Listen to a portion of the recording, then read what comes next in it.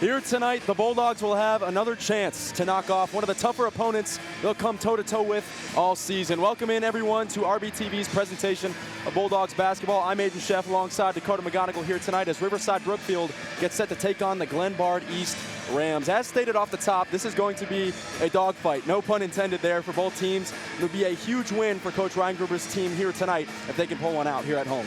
Yeah, this should be an exciting one, a huge test for the Bulldogs roster. And RB sits at 8-5 heading into this one. They've had a pretty productive season so far. The Rams, though, they've had a phenomenal season coming into this one. Only 2 losses in 24 games so far. They're led by South Dakota commit Michael Nee. And Bulldog fans might remember Michael Nee. You might have heard the name. He did beat us, or excuse me, did beat the Bulldogs on December 19th, 70-58, and also on the gridiron did knock off the Bulldogs to win the conference championship at Glenbard East in October. So RB fans, a little bit of experience with Mr. Nee, and I'm sure he's certainly going to be a big factor in this game tonight. You have to imagine there's a bit of bad taste in the Bulldogs' mouth coming into this one. As we said, losing the last one. So they were up at halftime in that one, up 36-32, and ended up falling off, dropping that one by 12. So certainly looking to get their get back here on home court. The main man for RB so far is Cam Mercer. He's averaging 21 points per game. But something people don't talk about a lot with Cam Mercer is his defense. He averages about 2 steals a game, and that's certainly going to be a big factor in this game if he can be explosive defensively. Absolutely, as we will take a short break here.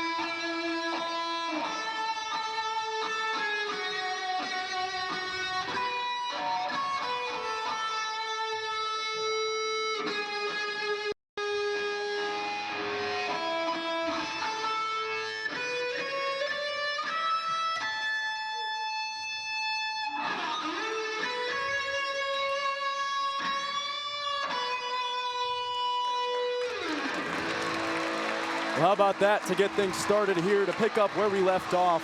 The Bulldogs are right behind the Rams right now in the Upstate 8 Eastern Conference. The Rams sitting at 9-0 while the Bulldogs alone. It's good collar tied from both of them. Oh, I thought Nick had. Nick's on top of him. Nick's on top of him. Oh, that Nick's looks on like top of him, on bring him to the ground. Hopefully he can to back. He's on pull in on Nelson and get him on his back. He's got him in a Nelson right now, but can he execute it? Looks like he can, Michael. With only 1 minute and 4 seconds left, I think he can. We have 1 minute left. It's all up to Nick O'Connor now. Could he pin his opponent? Hopefully he can pull it in. It's been two rounds as the stale matches, but it looks like he has him. Oh, looks like he does have him. Looks like we have a pin. Yep, pin. 4-1 right now. But that's a full pin now. That should bring Nick O'Connor to 23 wins and 5 losses. For 175-2. 23 wins to 5. That is a great one from this year. Up this year into their senior year. But it's funny because they're 2 quarterbacks, they're juniors, so they still have these guys for another season. Braden Novak obviously highlighted. He's been the man really since the back half of the season that's patrolled this offense primarily. You got to love that if you're Sam Stowler that you have these 2 guys for another season under control. Absolutely, you know, continue this, I guess, the winning ways of this football program so far. Led by Novak and company. Got to think they call that. An obvious jump there from the Mustangs defense. They've gotten them twice, should have been 3 times. There was another one a couple of drives ago. continues to shoot themselves in the foot, this Mustangs defense. Yeah, I mean, that just gave RB a first down right there. As we can see, that's not what Rolling Meadows can do in this football game. If they're just going to give RB penalties and let them march their way down the field, give them more momentum. You know, we saw on RB's only scoring drive of the game, they got that other offsides penalty. Should be an interesting look here from this Bulldogs offense. Novak will look to throw quick again to Karras. And bounces inside past the 30-yard line. Yards after catch. Another theme here tonight for both offenses, really. Karras slow to get up. You know, they'll look to keep chugging forward. You know, you look in physical football games like this, you know, how can you kind of get an explosive play? We've seen maybe one or two explosive plays for Rolling Meadows. Haven't really seen one yet for RB, but they've definitely been able to move the ball. Looking to send pressure here. They jump off sides again. Too giddy. This Mustangs defensive front. They got to hold themselves accountable. They have not been able to through 2 quarters here tonight. That'll definitely be a talking point at halftime in that Mustangs locker room. You'd have to think, as another first down gifted to this Bulldogs offense, you have to punch it in here by any means if you're this Bulldogs offense. Yeah, and, you know, Devontae Amos, you know, head coach for Rolling Meadows, can't be happy about that. It's the third time this happened. Probably should have been 4. You have to stay disciplined in a tough football game like this. Playoff environment. The nerves maybe catching up to some of these defensive players. Looks over the middle and broken up late. Was a solid ball there intended for Caputo along the right sideline. The pass was into the end zone, so it would have been a touchdown, but a nice play there by the defensive back. That's Matthew Sanzanetti, who also has a catch on this game for the Mustangs offense. So making plays on both sides of the ball is Sanzanetti. Yeah, I was interested to see once, you know, the Bulldogs kind of get into the, you know, back half of this red zone, are they going to take some shots downfield? What are they going to try and do to get this passing game going? Yeah. And great throw from Novak. You know, obviously it wasn't caught, but we need more throws down the field. Pinpoint accuracy will definitely be important as a blitz there. Gets it to Ratana. Successful play. Can he pull it back up? Yes, he will. Continues to stumble forward. He cannot be dragged down. A force to be reckoned with is number 0, Jacob Ratana, and for his second time tonight. Wow. I mean, that's exactly what RB needs. That's a big play. Jacob Ratana clearly.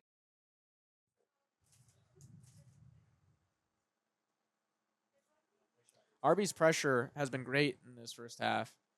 We've seen NATAS has had very little success in their own half, except on the counterattack, I'd say. Putting a little pressure on Cianci. Survey. Delivers to 21. Diego Villanueva, but it goes out. Max Kaplan all over that. I'll look to throw to Diego Brienzo. Nazareth, a little momentum. Michael Duffy on the ball. He'll play it back to Cianci. Plays it outside to Henry Sharp, coming up from the left back position. He'll look to cross. Oh, and that's in! Giovanni Cianci, his first goal of the season as the Roadrunners take the lead here on RB Senior Night. Honestly, if I was the Bulldogs, this that would kill my morale. As it is Senior Night and you're down 1. On Senior Night, you expect a dominant performance, and if you don't get one, that's just demoralizing as a team. Yeah, definitely not an ideal situation, but we still have plenty of time left to... Yeah, we still have 20 minutes in this first half. A ton of time for RB to create pressure, but they have had a problem scoring goals all season. So we'll see if they can figure that out here in this last 60 minutes. Diego Brianci loses the ball. They really haven't. I think it goes back to their defensive formation. They run a 3-2 zone, and really what that forces the Rams to do is they can't do anything except shoot from the perimeter and drive into the basket. They can't really cut behind it. They can't do the kind of ticky-tacky things that the Bulldogs have found a lot of success with. That's causing Michael Nee to take shots like that. One finally falls. He took a couple of long-distance threes, 24-plus footers earlier in the first half. None of them would even, really have a chance as Liam Enright through contact there gets stripped. They will call the foul. Coach Kelly and his staff isn't too pleased with that one. But I think they appreciate the feistiness that they're now bringing. That's what they're, gonna need here in this second half of basketball if they want to get back into this one. Absolutely, that's the physicality I think they kind of lacked a little bit of in the first half. Here's Biskupic, the point man here, the top of the offense. Rarely do we see that. Eventually be dished to Enright here, looking for the pass to Semino. Here's Biz. Will he shoot the three? He will, and it'll go. Hello, Ben Biskupic double twos with a little nice offensive performance here this third quarter. Yeah, a rare sight, but certainly. Bulldogs ball. And here the momentum comes, rolling back in the Dogs' direction. You'll see Biskupic's three here, lights out from beyond the arc. The Bulldogs are tonight. 48 points and counting here as we are 4:25 and counting to go in the third quarter. A very nice offensive performance all around from everybody on this team here tonight. Here's Mercer, will nearly get blocked. A putback from Enright will finish business. An extra two to get the Bulldogs to 50. See the transition chemistry right there. Everyone in their right spots for RB. We know Liam Enright does not take his eyes off that ball. As he puts back Mercer's shot that couldn't go from the contestant. And here is a rebound for Semino. We'll kick it to Van Tholen, sort of slowing things down now. Nice little pump fake there. Here's Semino. Tries to drive inside. We'll kick it back out to Van Tholen in the corner, a cutting Enright. That one won't fall.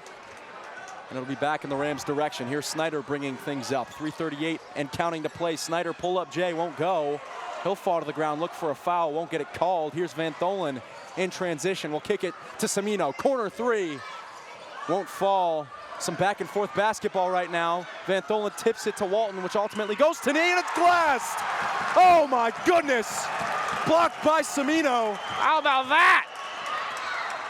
And it'll stay Bulldogs ball. What a highlight on defense.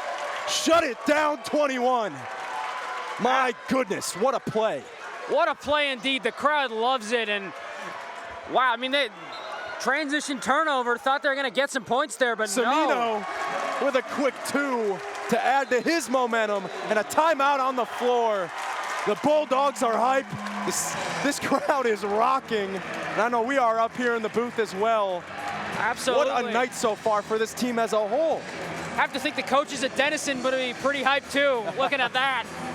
I mean, that was as close to a goaltend without being called a goaltend as I think I've ever seen. That gives me shades of 2016 LeBron there off Iguodala, man. You could see it in his eyes like 5 seconds before he did it, tracked the ball all the way, and that was just perfect. Offense, defense, whatever it takes, the Bulldogs have been hungry, chomping at the bit to get this victory back. December 19th, up 4 at halftime, ultimately lost, couldn't get it done at Glenbard East. And these fans knew they had to understand the assignment, and they have so far, bringing the heat. Credit the six-man band for being deafening per usual. Everything is falling in their favor as we're kicking it to an interview down here as we keep things rolling. Hi, I'm Charlotte Pinnock. I'm here with Dylan King, and I'm in 6th grade. Ryan Nestler, and I'm in 6th grade. What'd you guys think about the team's performance so far? We're doing really good, and our defense is really good so far. Yeah, they've been playing really good. That block that Colin had was really good. Do you guys play basketball? Yeah, we're in Junior Bulldogs. Do you hope to be here one day playing like they are? Yeah, if we just keep on doing good in our grade, then yeah. Yeah, for sure, under the great Coach Ryan Gruber. Who do you guys look up to on the team? Cam Mercer. Why? He just lights out. Ben Biskupic gives us hustle. Thank you. Oh man, that was awesome. Those kids are doing a better job than us, man. Get them up here in these headsets. Wow. Some great insight on this team as Enright misses his first shot in what feels like forever. And a foul will be called. Some feisty rebounding from this Bulldogs offense. They do not want to give the ball away regardless of how much they are up. No, they don't. And you just, going back to that interview, love to see the community aspect around this team. All the kids love it. All the students love it. And it's really been a fun atmosphere tonight. Absolutely. That'll be a foul on the floor. Pushed against Ben Biskupic. That was Walton, I believe. That'll be called for the foul. So now you're getting a little bit, uncharacteristic and unnecessarily, putting yourselves in foul trouble now if you're Glenbard East. No need to do that when you're already down 17 in the final minutes of the third quarter. Here's Biskupik, gonna look to pass. Not really the shooter, but we've seen one fall tonight when given the chance. Here's Mercer from beyond the arc. Let it fly, number 5. We know he has the shot, he's capable, and he puts it down. And another timeout will be called here. The Bulldogs will head back to the bench, up 20 points. A great job here in the third quarter. They've done exactly what we've asked them to do up here, which is continue their offensive, fireworks. So we'll get a replay here of Mercer's lights out three-point night with his latest shot here. He's up to 14 on the night. He's still second behind Enright with 15. But Mercer has caught fire here in this third quarter as well. I think this is such a well-rounded basketball team. Absolutely. You'd be ridiculous to call them one-dimensional. They're not just good at shooting. They're not just good at rebounding. They're not just good at passing the ball. They're not just good at defense. They're good at all these things. And when they can all accumulate like that, you get a team that should be number 1 in conference, and that's where they're trending towards right now. They really are, and I think that's exactly what Coach Reingruber tries to do. So many different passing drills in practice, so many different things, trying to get this team on the same page, trying to have a well-rounded, good on the fundamentals basketball team, and that's really what they've shown tonight. Keenan House set to inbound, who's got 13 on the night, still their leading.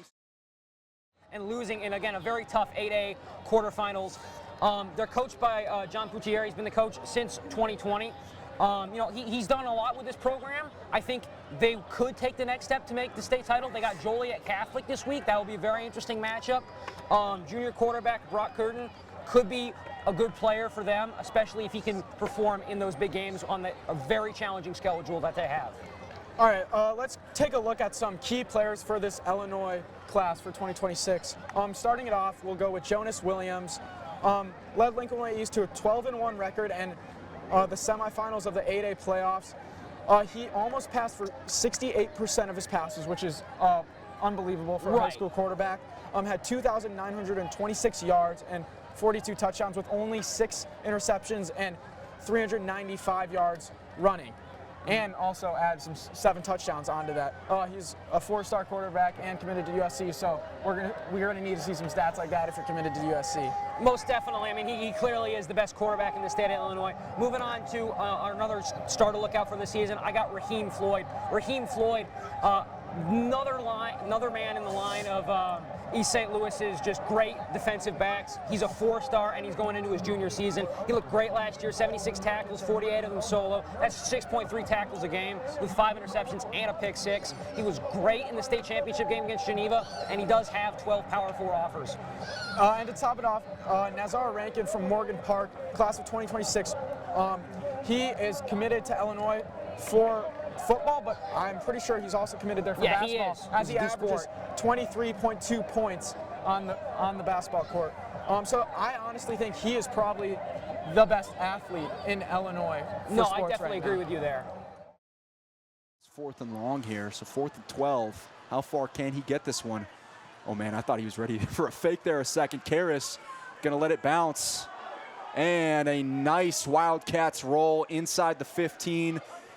As they try to air it back even further, Zabierski picks it up. Bulldogs will have to make up 86 yards of football to find that end zone again and increase this lead. But what a standout drive there from this Bulldogs defense, as you could see them electrified on this defensive sideline. No, we talked about it. Damian Nieves hasn't had that stellar game. That was his moment. That was the moment where he stepped up, showed why he's a leader, why he's a multiple-year starter, been starting since he was a sophomore. Wow. I mean, talk about the kid, talk about the big play. I mean, not much more you can ask from the defense on that, except that blown coverage was a little scary. Yeah, was a little scary. I know I jumped up there for a second. Thought for sure he was coming down with that. Nonetheless, Bulldogs have the ball back here. We'll see what they can do with it. Gonna have to make up a lot of yardage here to find that end zone. Play clock winds down, 10:47 to play here in the 4th. Can the Bulldogs hold on? Novak will look to throw. And a bit of a miscommunication there. Maybe Karras fell down, was intended for 22, couldn't find him, and it'll be a 2nd and 10 here. Looked like a little bit of a hold on the outside there. I mean, with some contact. Karras pretty quick on his feet, pretty light on his feet. He's the guy that normally breaks those, right? Yeah, typically doesn't fall that often, so probably a little bit of holding in there. Coach Vojak a little frustrated with that one, as that play could have gone for a touchdown if he could have broke free. Refs letting them play on that play. It is a 2nd and 10 here for the Bulldogs. You see players chopping it up on the sideline after that defensive stand-up. Ratana try to bounce it outside, get a couple yards back. Number 0 keeps chugging along here tonight. Another positive gain for 3. It'll be a 3rd down here for the Bulldogs. Huge play. Absolutely. And I think I got a new nickname for Ratana, the freight train. There you go, the freight train. The bowling ball, the freight train, whatever keeps chugging forward. Here, big play, 3rd and 7. Got to convert here. To maybe put these Cats down. Novak will look to throw. Got his man into Jesus. Open space. There he goes. No flags. Touchdown. Pump that fist, Morozic to Jesus. 11 on the year. Number 6 in for 6. Bulldogs extend their lead. And you talk about it, that might be the highlight of the game. Biggest play, 3rd and 10. 3rd and 7. 3rd and 7. And he's going to get wide open on that route, break a tackle, and he is just gone. Rodho looking the wrong way, blew right through it, as we're going to get a replay of this last touchdown from Morozic de Jesus. I'm speechless, Colin. That was awesome. That was spectacular. Morozic de Jesus, breakaway speed. We all knew he had it. Full display on that play. His 2nd of the night, 11th on the season. Bulldogs up big, penning this extra point. Can't even speak here, man. He'll knock it through, no doubt. Double eights, splits the uprights. 9:57 to play. Bulldogs offense getting it done just when they need to.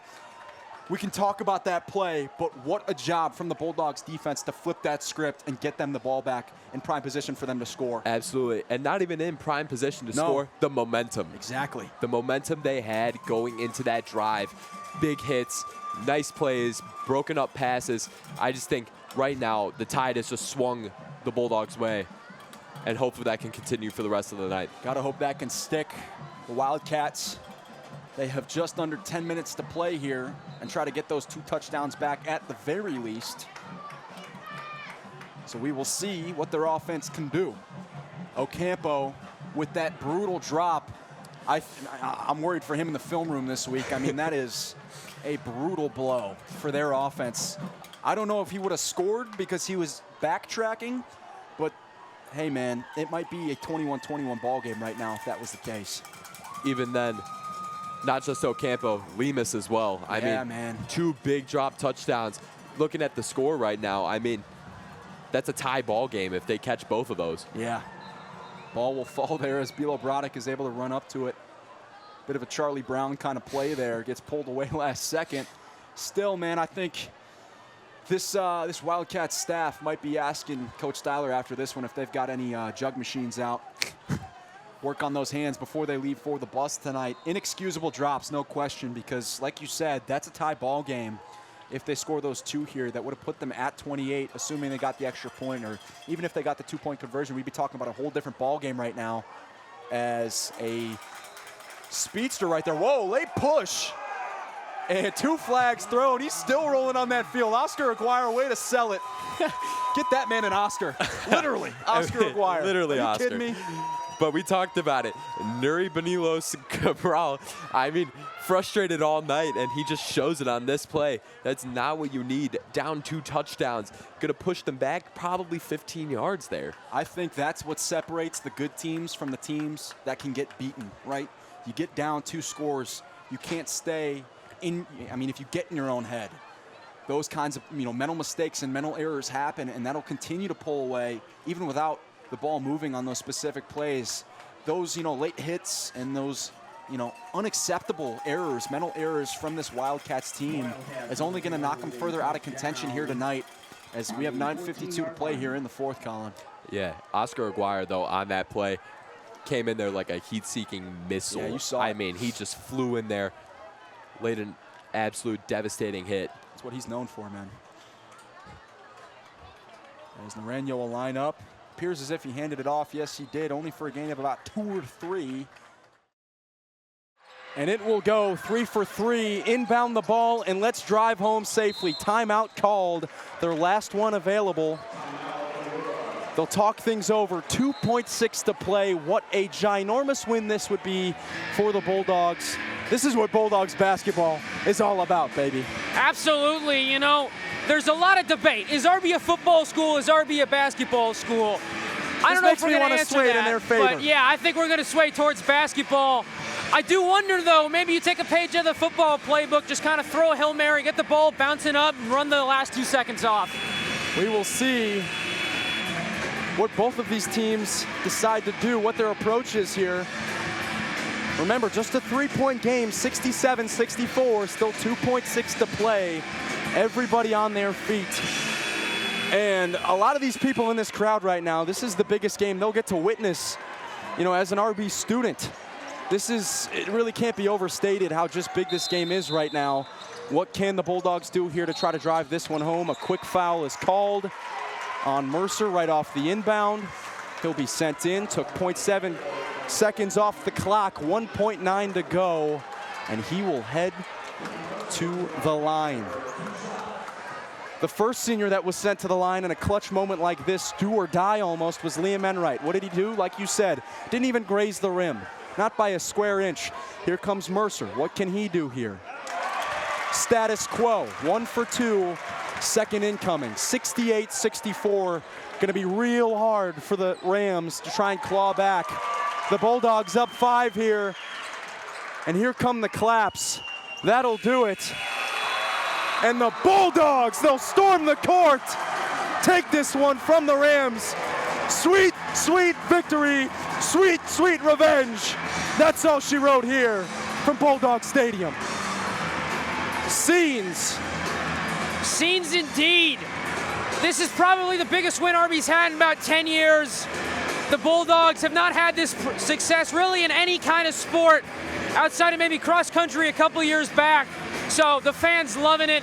You see the court being stormed. We're going to take it we're going to announce our Max Hot Honey player of the game. I think we've agreed that it should be Cameron Mercer. I'd agree so. I mean, what a job from really 2 seniors here tonight.